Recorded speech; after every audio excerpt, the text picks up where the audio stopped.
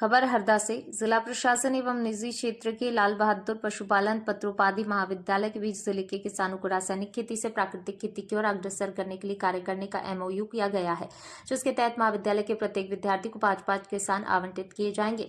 ये विद्यार्थी आवंटित किसानों के बीच पहुंचकर उनको जैविक एवं प्राकृतिक खेती के लाभ बताएंगे, साथ ही रासायनिक खेती छोड़कर जैविक एवं प्राकृतिक खेती अपनाने के लिए प्रेरित करेंगे। गुरुवार को महाविद्यालय में आयोजित कार्यक्रम में कलेक्टर जैन ने कहा, विद्यार्थियों को कृषि विभाग के अधिकारियों एवं कृषि वैज्ञानिक द्वारा प्राकृतिक एवं जैविक खेती के लाभों के बारे में भलीभांति प्रशिक्षित किया जाए, ताकि वे किसानों को इस संबंध में अच्छी तरह जागरूक कर सके।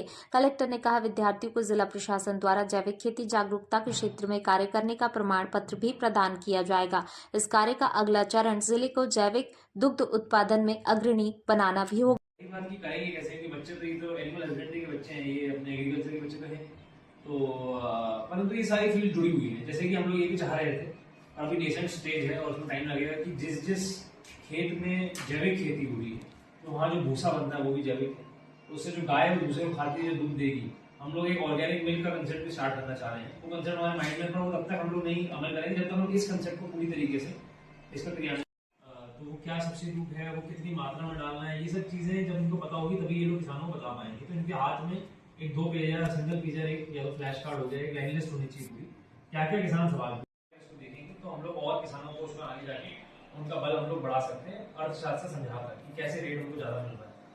तो वो फॉर्मेट थोड़ा सा डिस्टेंस फॉर्मेट आप डेली जैसा बना लें तो अच्छा रहेगा। और हर बच्चे का एक मैं चाहता था कि एमओयू में हर बच्चे के साथ, क्योंकि बच्चों को इसमें क्या फायदा रहेगा ये प्रश्न भी है, तो हम लोग डिस्ट्रिक्ट एडमिनिस्ट्रेशन से हम लोगों ने एक चीज हम करेंगे कि बच्चों को हम लोग एक सर्टिफिकेट देंगे।